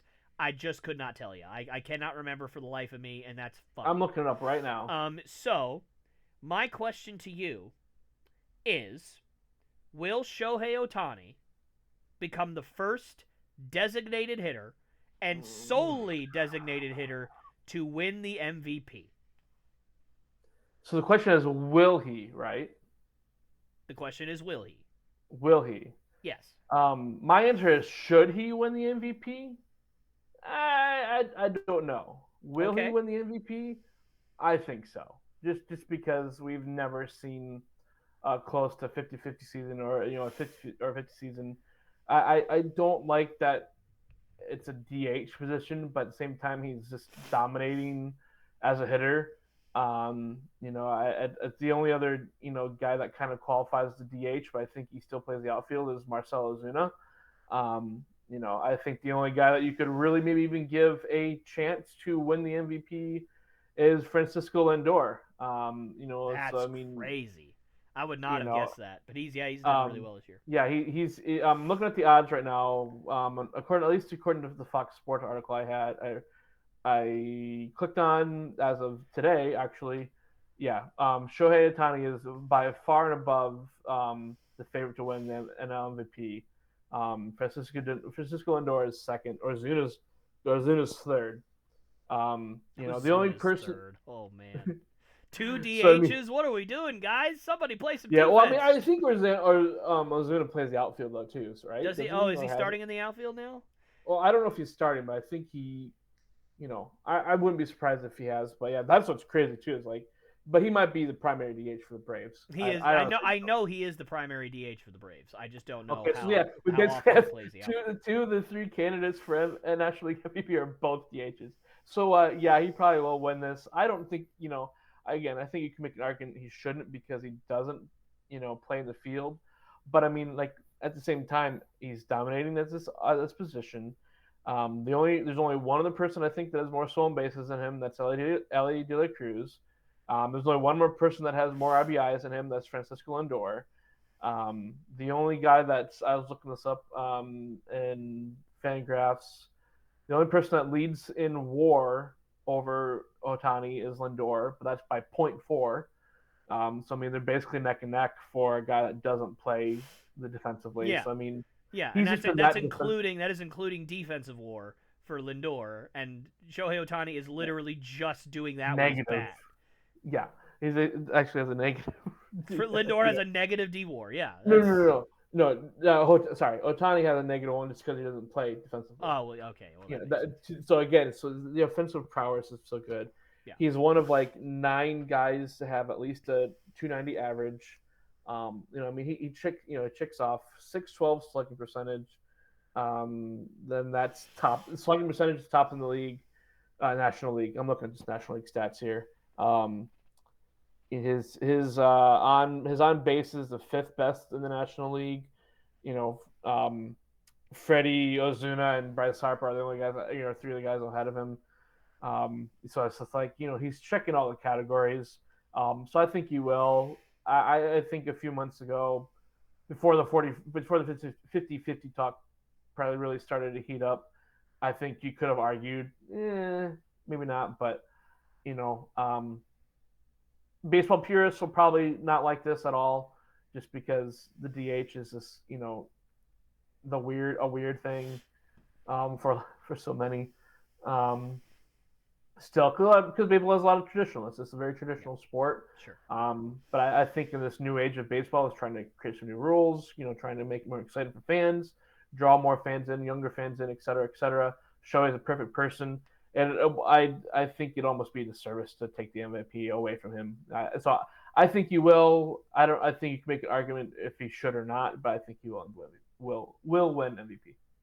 Yeah, I agree. I played baseball for a long, long time, love it, and I am not one of those guys that like the DH should never win an MVP. I just don't believe in that at all. I think the DH is actually one of the most important positions that you have because um, you can change the entire dynamic of a lineup if you have a great DH or if you have a bad one. Like that to me is such a huge tell in terms of if you're going to have a great team or if you're going to not have a great team is how good is your DH. Mm-hmm. At least your lineup, right? Maybe not necessarily your defense, but it also allows you to expand your defense because let's say you've only got two really great hitters on your team and you don't have a DH spot. Well, that third guy that may be really good at hitting, you have to either not play him because he's bad at defense, or you have to play him and suffer on defense. Mm-hmm. But if you have a DH, you put that great hitter at DH. Now you got three really good hitters. And then in that other spot in your lineup that may have just been whoever, you could put a guy who's great on defense and you basically get the best of both worlds. Now, obviously, that Yeah. guy still has to hit, and you could suffer through that, but it is what it is. Like you don't have to choose between the two. You can kind of get the best of both worlds. So I'm not that guy that thinks, oh, DHs are not important, man. I grew up. David Ortiz was my idol, man. Like I Yep. love David I was just about to Ortiz bring him so up. much. And another guy that I really loved growing up, because I've said multiple times, the Mariners are my second favorite team, the greatest designated hitter of all time. Sorry, Big Poppy, Edgar Martinez. What a pure, absolute maniac of a hitter that guy was. You couldn't get him out. I mean, there was nothing you could do. You couldn't get him out. The only thing that stopped him was his own body when his eyesight started to go when he started getting older. Like he couldn't see the baseball anymore, so he couldn't he Mm-hmm. couldn't do it. But like and imagine what would have happened if he had played when he was young. Like I think he debuted at 27 or 28 years old. Like Yeah, his imagine if he first, took yeah, the Griffey 26, 27, yeah. yeah, imagine if he took the Griffey train where he debuted at 19 and he was just, tearing it up, but he didn't get a chance till he was 20, Yeah. 26, 27, whatever it was. So, yeah, And regardless, honestly, great. I think if you're looking at Edgar's career, then I kind of really dovetailed into Ortiz's really ascension, because I feel kind of Yep. Ortiz took kind of over that DH role after Edgar left. But I mean, Edgar was a top 10 vote getter two different times in the MVP award in his career, in the middle of his career, and then one like in the last couple of years. Ortiz was top 10. I was just looking up. Um, I mean, he had a lot of top five MVP finishes and won another MVP in number 10. His final season, he was sixth in MVP voting. If you're not in such a stacked AL during like both those guys' career, where you had a ton of good hitters, Yeah. you had Jeter, you had A-Rod, and the list goes on. Those are the two big highlights I can come up with. But Yeah. so many good hitters throughout the AL. If you would have put Edgar or Ortiz in the NL, we probably would have already had a DH winner for the MVP. Yeah, you could have. If the NL would have adopted DH spot sooner, and Ortiz or Edgar would have been in the NL, I think we would have already had one or two winners. So I think maybe this is kind of a I don't know. It's weird because I think when this conversation started a month or two ago, I was kind of like, yeah, it'd be weird, but I think I'm looking kind of just at, I've got a couple samples. We've had other good DHs, especially, a lot of, it's usually a lot of first basemen that fall into that slot as their career goes on. They stop playing defensively, just at DH. Frank Thomas, another guy comes to mind. Yep, A lot of these guys are Hall of Famers. A lot of these guys have won a lot of batting awards. Edgar won a few batting awards, Silver Slugger stuff. It's like, so maybe it's about time we actually give a DH or an MVP to a DH guy. I think so, and I do think it's going to be Shohei, which is almost not even fair because he's not even a DH, man. He's an outfielder that they put at DH because his arm exploded, and yet he still hits 50 bombs a year. So he's just an alien. And he's already starting to throw some bullpens to get his, get ready for next year, so when he can go play pitcher and DH again next year. Exactly. Okay. And what's really terrifying is, you got Yamamoto, you'll get Shohei back, and you'll get Gonsolin back next year because he hasn't pitched all year. He's been really good for the Dodgers. You can genuinely be looking at a 6-man rotation of basically all All-Stars because you'll have Ohtani, Yamamoto, Glasnow, Buehler, Gonsolin, and who's that kid that's up there now? Oh my goodness. I can't think of his name. Miller? Miller? Is it Miller? Something sure. Miller? I think. His stats aren't great, but the kid's got a ton of potential. Like, imagine, like, that is a 6-man rotation that you can have all year long, and you're still going to win 100 games. Could you imagine? We've never seen a team be able to field that. It feels like that. Ridiculous. At that level before. And that's before free agency or trades. God knows who they're going to trade for or sign this offseason. They may sign, they may go back to the future and take a 28-year-old Jacob deGrom and sign him to their roster. Just have him go out. The 2021 deGrom that had like a .5 ERA through 15 games or whatever. But and that just even goes more to the point. Like, that window is definitely closing for Philly. Like, they gotta take advantage of this. Oh, by the way, Corbin Burns is a free agent. Y'all better watch out if he goes to the Dodgers. So don't. Well, I think Corbin Burns is gonna be a Dodger next year. He might. Can you imagine that rotation? Holy crap! Yoshinobu Yamamoto's your 5th starter. Just get. Well, I mean, and that would allow you to honestly bring in. That would honestly allow you to bring Shohei along slowly. Yeah. Pitching wise. Yeah, that's what I was saying. You could have a 6-man rotation so that Shohei can get some extra rest in between all of his starts, and you have basically just studs at every single. Oh, by the way, that also doesn't include Dustin May. Does everybody forget about how ridiculously good Dustin May was before his arm exploded? Like, that's not even including him. So, like, you got such a deep team if you're the Dodgers. It's just going to be ridiculous. 7-man rotation. Why not? I mean, you could.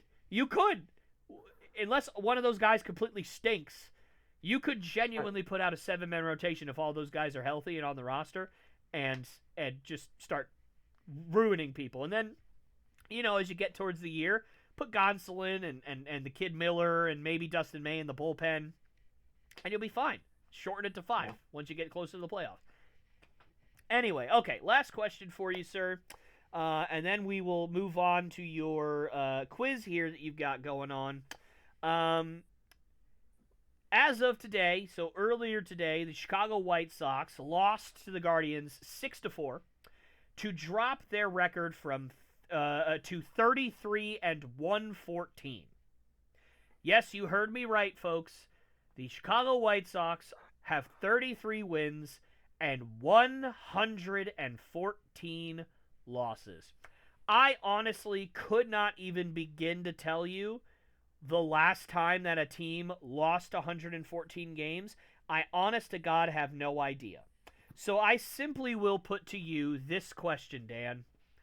Are the 2024 Chicago White Sox the worst team in the history of Major League Baseball? Are we talking modern era, or are we including all the way back to even See, that is 1880s? I love that question. That is the best question ever. So the question was ever, and so that means all eras, which I know is most likely going to change everybody's answer as to if they are yes or no. But I'm happy to hear an argument in either direction. If you want to say they are, I'm not going to tell you no. If you want to say they aren't, I'm not going to tell you no. That's the way I look at it. So I just want to hear what you think. What do you think? I mean, I'm gonna go. So let's go modern era, 1901 to the present. Thank you, Wikipedia. Yes. The Mets have probably have the most losses in the modern era, and the second most losses ever in baseball. 1962 Mets, always loaded when stuff like this comes up, right? Mm-hmm.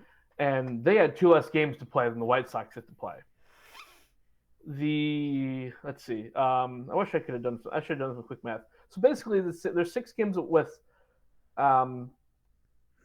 We have 15 games left for the White Sox to play. 133. Yes, and now it would be 15. Yes. So they're basically winning. They're at this rate, they're winning not even a quarter of their games. Right. I think they could compete for. I think they could compete for one of the worst loss totals ever. And I think if they get past, let's see, I'm just looking at the list here. In all of baseball, there are 4 teams, 6 teams that have had at least 115 losses. So they'll be number 7. They can, so that was Orioles from just 6 years ago, Braves from 1935, Athletics from forever ago, Tigers from 20 years ago had 119 losses. I think if they get within a game or 2 of that 119 losses, I think that's the worst team ever. Because I mean they've already surpassed in all of baseball. They've already surpassed all teams but the Cleveland Spiders, and that's because the Cleveland Spiders had to, and they were playing like 2 less games. So that they, it's. Again, modern era, I think they're the worst. They definitely have the worst percentage right now of modern era, but I think all of baseball, it's just because it's not like they don't, they have 1 or 2 guys that kind of know what they're doing, I guess. And I guess. I know they have 1. I don't know if they have more than 1. Do they have more than 1? Is there somebody? I don't know. I couldn't name them. I couldn't name the good one. Luis Robert. Sure. Yeah, he's good. I like him. Yeah. Everybody else is really bad though. Yeah, but I mean, we haven't seen the percentage. It's their winning percentage is .224. The next best in the modern era is .235. So I mean, I think if they, I think I wouldn't be surprised if they lose 120 games. They're only 6 away, and they have 15 chances. To get 6 more losses. All right. So it's just, it's unfortunate. Yes, they're the worst team ever. Okay. So I am going to throw out some reasons as to why I think that they are not. Okay. Now, in the modern era, there is no argument. They absolutely are. You are 100% right. No team has lost more than 119 games since 2003, like you mentioned, those Detroit Tigers in 2003. Let's do some math, shall we? Okay. So, as you said, they are not even winning a quarter of their games, but for simplicity's sake, let's say for the rest of the year, they win 20% of their games. Okay? So, and matter of fact, it's actually going to even out because they only have 15 games left. So instead of them losing 12 games and winning 4 games, they will actually lose 11 games and win 4 games. So they're actually going to have a higher percentage of wins than that. So let's say they go 4-11 for the rest of the year, which I think is reasonable. I think that's not a too big of an overestimate. Considering they lost like 25 straight, yes, I think that's well, I'm saying like, it's more of like a, maybe they'll go on a run because it's the end of the year and nobody cares. Like, you just never know. You might win a couple of random games. So let's say they go 4-11. If right now they went 4-11, not only would they lose 120 games, Dan, they would lose 125 games. There is no team in the modern era that has come even close to losing 125 games. It's not even close. No team has lost 120 plus games since like 1960 something. Like it's brutal what is happening to the poor White Sox right now. However, as you mentioned, those Cleveland Spiders. Let me tell you a small 30-second story about the Cleveland Spiders. The Cleveland Spiders played 154 games in a season. So they did not play the full 162. In those 154 games, they lost 134 of those games for a win percentage of 18%. They won 18% of their games for a full season. And the reason why is because the man who owned the Cleveland Spiders also owned a team in St. Louis that was in the same league as the Spiders.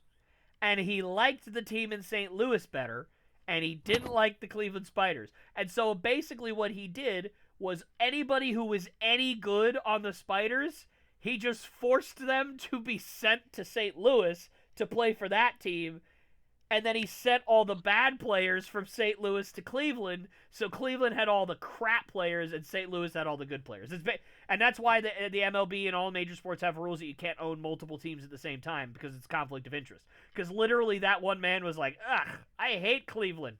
Ugh, send all this garbage over there. Oh, hey, that guy's hitting 300. He can come play for me over here. And he just didn't care. He just said, screw you, Cleveland. I don't like the Spiders.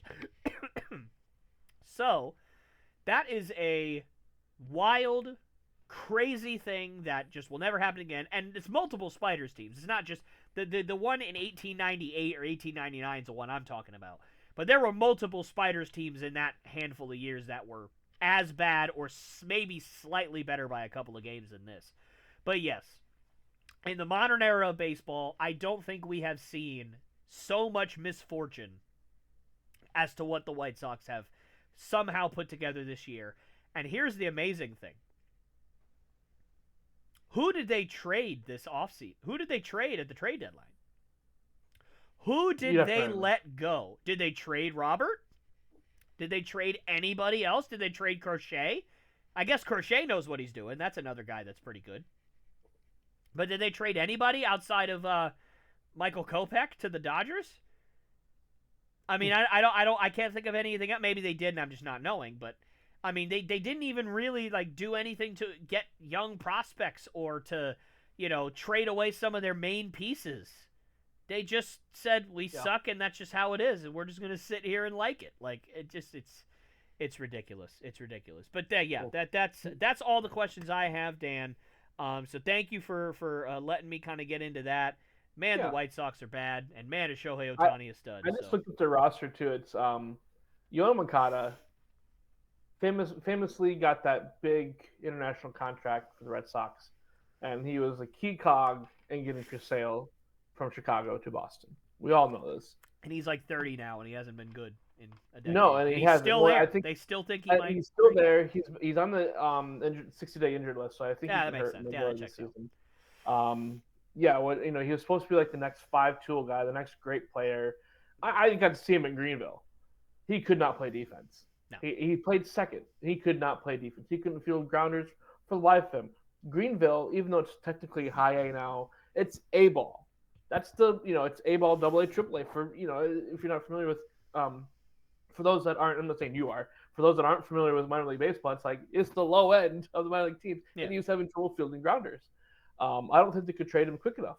I think that's the, but he's always been one of those guys where I'm just always been curious. I'm like, did he ever get it going?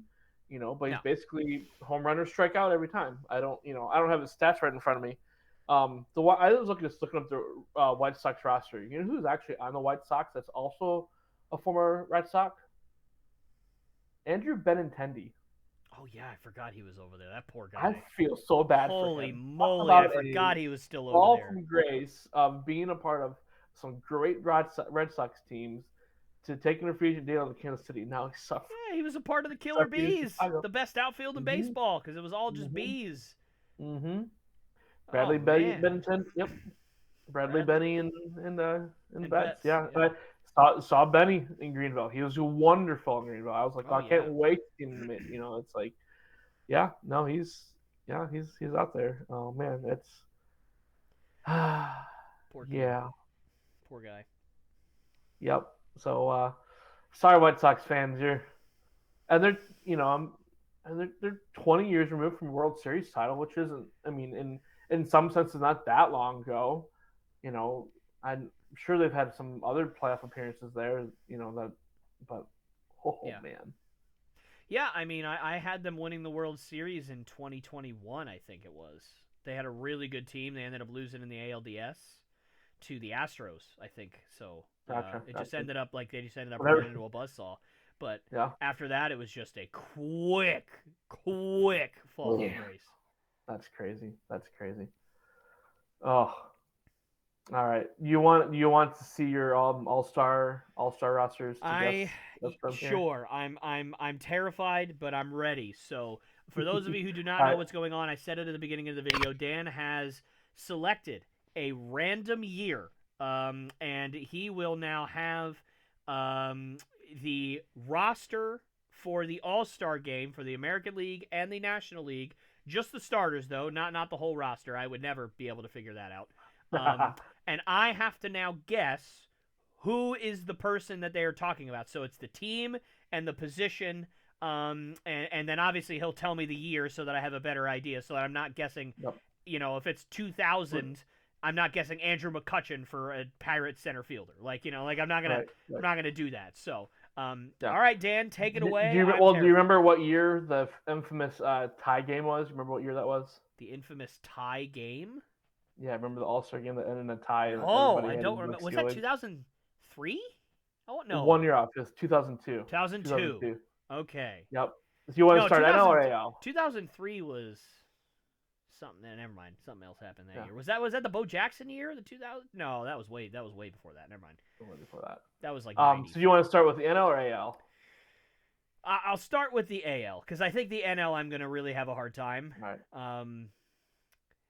Okay, so this is 2002, right? AL starters, the infamous tie game. 3 Yankees, 3 Red Sox. Right. A Mariner, Twins, and okay, so Rangers. Red Sox starter in 2002. So that's most likely going to be Pedro. Let me bring up my other. Oh, you just scared me half to death. Please tell me it's Pedro. It's not Pedro. It's not Pedro. No. Okay. Okay, because Pedro. How is it not Pedro? That's crazy to me. How is it not Pedro? He wasn't even on the roster. How was he not on the roster?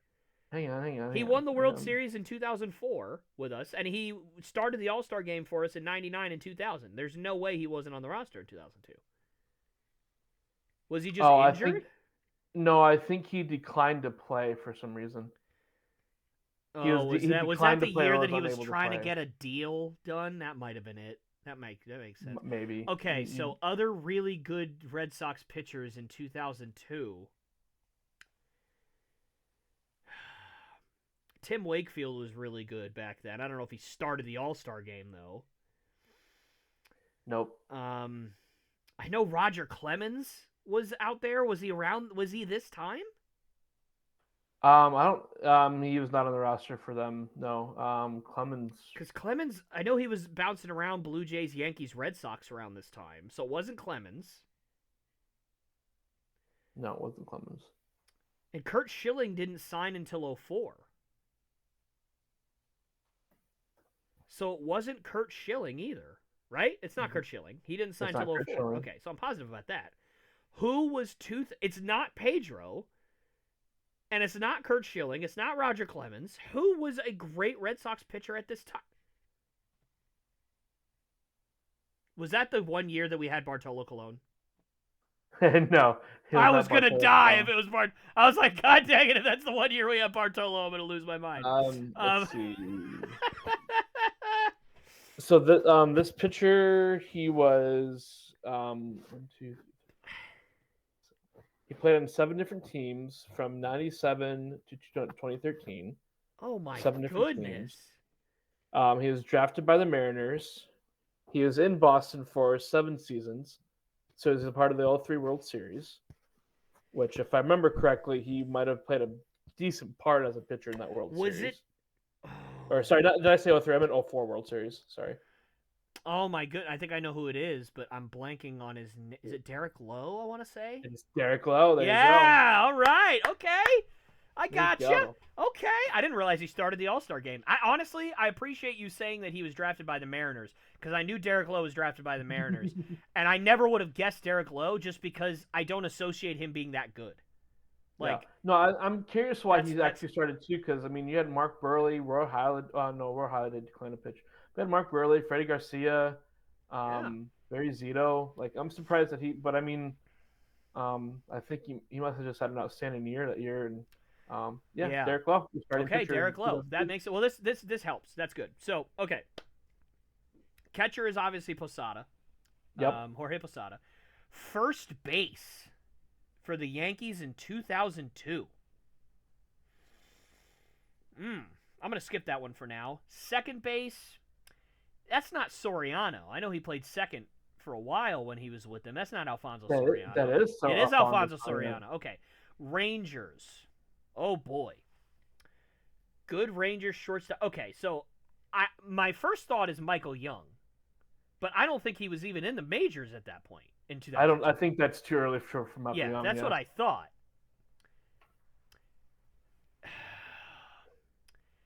Who did Miguel Tejada play for in 2002? Oh boy. Was he on the A's? Wasn't he like in a? I thought he was forever Orioles or A's. Yeah. I think he was on the A's, so it's not Miguel Tejada. I'm gonna skip that one too. Third base for the Red Sox in 2002. Okay, Bill Miller was the starter in 04. And I don't associate him as an all-star starter, but I'm going to throw him out there just because he was the starter 2 years later. Is it Bill Miller? It's not Bill Miller. Mike Lowell, way too early for Mike Lowell, obviously. This guy only played with the Red Sox for 3 years. This was the second of 3 years, and he was drafted by them as well. I think he was drafted by them. Hang on, me. Yeah, I'm upset because I'm not coming up with. This is one that I actually thought might be really hard for you, but I wasn't sure. I wasn't sure how well you knew. Look, I know Nomar Garciaparra was really, really good, but he was mainly a shortstop. Yeah, he was short. This guy kind of played a few different positions around the diamond, but I think he was considered mostly a third baseman. Was he? So he was not on the team by the time they won the World Series. He was gone already. Correct. Where did he go? He then went to the Diamondbacks, then the Blue Jays, Giants, Angels, and Dodgers. Was he drafted by the Red Sox? Yes. So he was a young guy. Had to have been, right? A pretty young guy that was drafted by the Red Sox to play third base. He took a few years to get to the minors, though. He changed positions in the minors, was converted to catcher. Yeah, it took he was, I think, 25 or 26 by the time he actually got called up. Yeah, I don't think I'm going to come up with this, man. That is a hard one. Do you want to give that one, or do you want to come back to it? No, I can come back to it. Okay, so Twins, right? Yes, Twins right fielder. Outfielder. I think outfielder here more than right fielder. Think outfielder. Okay, so Torrey Hunter. Yes, Torrey Hunter. Ken Griffey Jr. in center. That's not even difficult. And Manny Ramirez in left. That's not even difficult. Who in center field there again? Oh, Ichiro. I'm stupid. That's okay. I'm sorry. I'm 2 years before that. You're right. It's Ichiro. Why was Ichiro not in right field? I don't. Well, I'm not, that's what I was trying to look up earlier too. Yesterday. Ichiro always played right field, and Torrey Hunter always played center. So that doesn't make sense. But anyway, you're just trying to throw me off, Dan. It's fine. And then Manny was in left. That was correct. Yes, that is Manny in left. Maybe I could have. Maybe I flipped the logos on accident. They're listed as outfielders and everything I could find. They weren't listed in their true positions. So I should have looked them up. So that was unintentional misdirect there. That's okay. Is first base Jason Giambi? Ding, ding, ding. There you I go. don't know how I didn't get that the first time. That was really That's stupid. all right. Okay, so now I just have the Rangers shortstop and the Red Sox third baseman. And I gotta tell you, I don't know if I'm going to come up with it. The only guy that I'm coming up with right now that was on the Rangers around this time that played infield was Robbie Alomar, but he was a second baseman, and he might have even still been with the Twins in 2002. I'll just put it this way, because I don't want to give you too many hints just yet. This player did not play with the Rangers very long. He's not really. He's known for the Rangers for one thing, but it's not really the team he's known to be associated with. He's known for the Rangers for one thing. If I'm on the because there's a when he signed with the Rangers in 2001, it was a very big headline, but he did not stay in Texas. Oh, it's A-Rod, isn't it? This is the one A-Rod year. Yep. Oh my goodness! Wow, that makes so much sense. Okay, at A-Rod, the time, he yeah, had the best record. Yeah. Okay, honestly, dude, I probably still would have got there without that hint, but that was very helpful. I was like, that's what I was trying to say. It's like not the team he's known for, but it is still a big deal that he went to Texas. And I said him like 4 times in this video too. I said A-Rod earlier, a couple things. I think I might have even said it here. So I would have eventually gotten there because I would have been like Ranger shortstops. Who played shortstop? A-Rod was there for a year. Oh, was it? Like I would have gotten there eventually. Yeah. Okay, but to Red Sox when we talk about shortstops though, like Nomar was on the roster, Miguel Tejada was on the roster. He was with Athletics.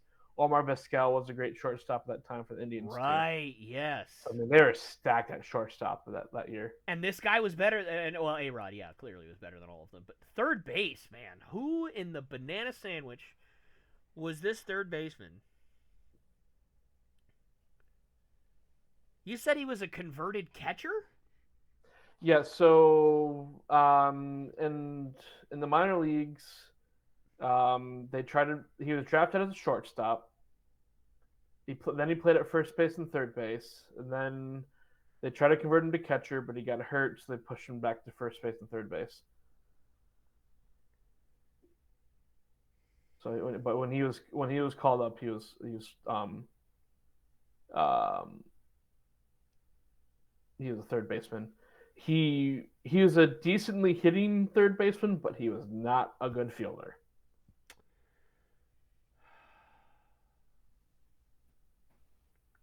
Why am I only thinking about Maglio Ordonez right now? But he did not play for the Red Sox.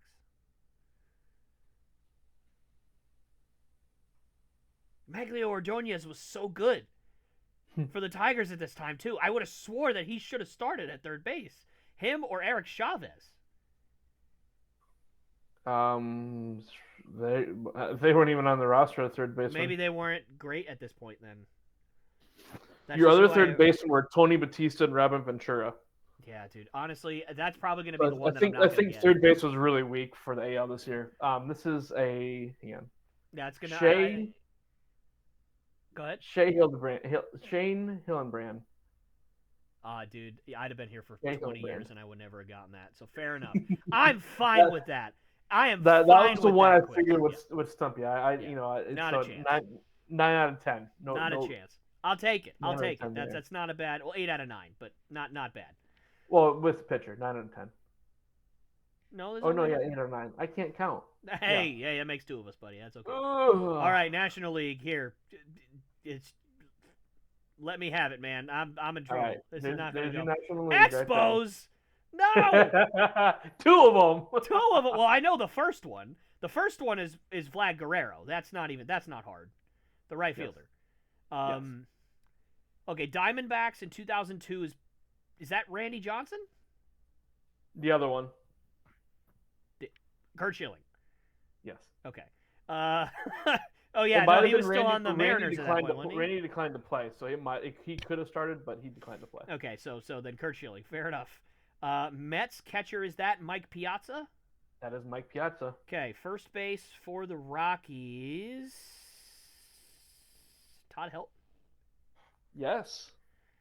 Second baseman for the Expos, dude. What? What? We'll come back to that one. Let's just go back to Balls. that one. Okay. Jimmy Rollins at short. Yep. Mike Schmidt? No. That can't be Mike Schmidt. What am I, an idiot? He was in the 80s, you dummy. Such a stupid answer. That was the worst thing that you've ever said.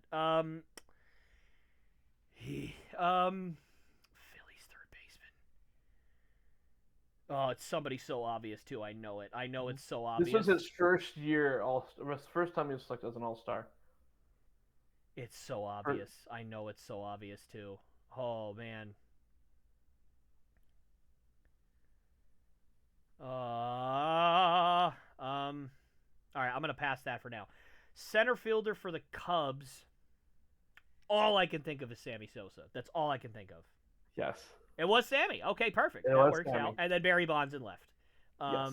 Okay, so now I just need Expo. Dude, I could be here until I'm 85 and I won't get that Expo second baseman. I'm just going to be honest with you. I don't know anything. And then the third baseman for the Phillies, that's going to kill me if I don't get that one. Because isn't somebody incredibly obvious? Like, just, can you at least say that? Oh, yes. Oh, yes. You know this. I know this person, and I'm blanking so hard right now. Everybody that is my friend that likes baseball is screaming at me at the top of their stupid lungs, and I can't hear you. This was interestingly enough, this was his first time All-Star selection. I don't know, maybe it's not as obvious as maybe I'm thinking. I mean, you'll recognize the name. So No, I'll just go through some things here. This is the team he debuted for, but this was his last year with the team he debuted for. He played for 3 other teams after this. He won NL Rookie of the Year '97. A lot of Gold Gloves. He won Silver Slugger this year. Yeah, so he was drafted by the Phillies, but he moved on after the season with the Phillies. Mike Lowell was really good at this point, but it's not him. Mm-hmm. He was on the team. Yeah, boy, I just saw what team he played for. I don't remember, but yeah, it was not him. This is going to be such an obvious. He might have. I think. I mean, he had a good career with the Phillies. He might have been a little bit more well known for his second stop with the Cardinals.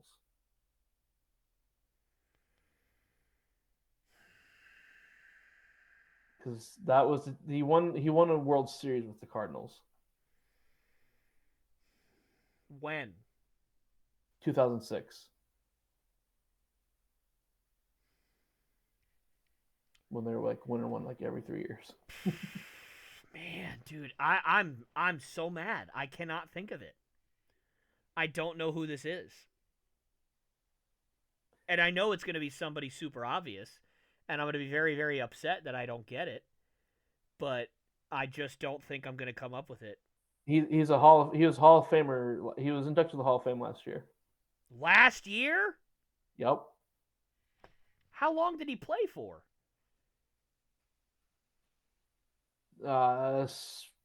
16 years. Oh Phillies, my God! How did I? Phillies and the Cardinals, 2 years in Toronto, 3 years in Cincinnati. But he is more known for his he's probably a little bit more well known for his time in St. Louis than Philly, but he was still good in Philly. Oh my God! What? This is going to be. It's so obvious. It has to be, and I just can't think of it. I'm so mad at myself right now. I should get this. I 100% should get this, and I cannot get it. Okay, think, Tyler. Think. Who is a good third baseman during this time in the National League? Think. Jeff Kent, second baseman. Stupid guess. No. There weren't many, I don't think.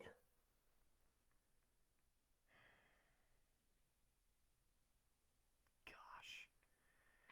He's more well known for his time with the Cardinals. I would say slightly more well known. Slightly more well known. All I'm thinking about is Carlos Beltran, and that's just not it, dude.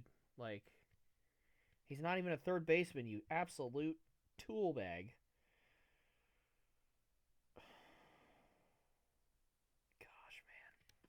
Honestly, brother, I don't think I'm gonna get this. So let's move on to that Expos second baseman. You're laughing. Okay. So is this somebody that like I'm never gonna get? Like I might as well just not even try. I mean, Or I don't know. I'll at least pull out some things.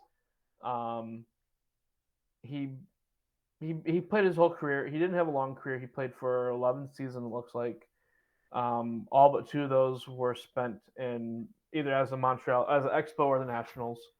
His last 2 seasons were in Seattle. This is his second All Star game. He oh won the Silver god, Slugger Award in 2003. he won the Silver Slugger at second base in 2003. Yes. I just keep thinking Brett Boone, but it's not Brett Boone, is it? Mm-mm. Yeah, dude. He's a 300 hitter in both 2002 and 3. Yeah. Um, Not a chance. It's not Injuries happening. cut his career short. Looks like Not happening. It's just not happening. Jose Vidro. Who? Jose Vidro. Dude, I've never heard of that man in my life. No offense, Jose, but I've never heard of you, pal. Yeah, there's he was a no 300 way. hitter, and I think he was just that good of a hitter to where Hey, good for good for him, I guess. I think we might have known him more if his injuries wouldn't have cut his career short. Fair enough. Fair enough. Okay, Phillies, dude. I've got to figure out a way to get this right. How am I not thinking of that Cardinals team that was really good? So in 2004, this guy had a go-ahead hit off of Roger Clemens in the NLCS. He was with the Cardinals at that point. And then in 2006, he had a Game 1 homer off of Verlander in the World Series. Yeah, that doesn't help me. Okay. Unfortunately. 8 Gold Gloves, fourth one amongst all third basemen. Dude, it's so obvious. It has to be. It has to be so bleeping obvious that it's just completely skipping my brain, and I just cannot think of it, man. Oh my gosh, I'm gonna be so mad when you tell me what it is because it's just not coming to me. It's just really not coming to me. And for what it's worth, he was inducted last year in the Hall of Fame, but it was like the 6th try for him. It wasn't like a first ballot or anything. I mean, yeah, I don't know, man. I give up. Scott Rowland.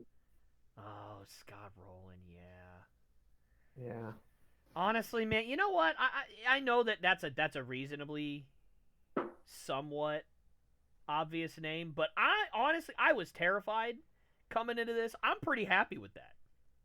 I mean, so what are we? We had what 7 out of 9 and 8 out of 9, so 15 out of 18. I don't know. Somebody do some quick math for me. But 15 out of 18. That's not bad.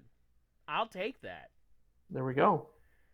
Oh my goodness. I honestly thought I was, dude. I said to you, I said, folks, I said this before we got on air here, that I was aiming for 50%.